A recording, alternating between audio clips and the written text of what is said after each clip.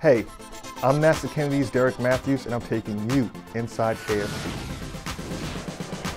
One of the last of several large connections, called umbilicals, was recently installed on the mobile launcher.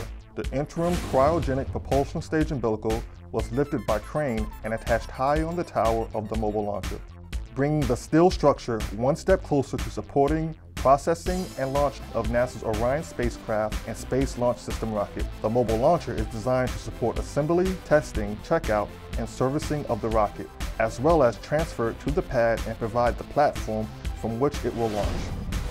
Researchers in Kennedy's Swamp Works are developing a zero-launch mass 3D printer that can be used for construction projects on the Moon and Mars.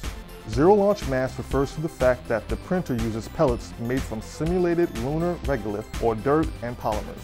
This will prove that space explorers can use resources at their destination instead of taking everything with them, thus saving them launch mass and money. The Kennedy team is working with Marshall Space Flight Center and the U.S. Army Corps of Engineers to develop a system that can 3D print barracks in remote locations on Earth using the resources they have where they are. And remember, Spaceport Magazine digs deeper inside KSC.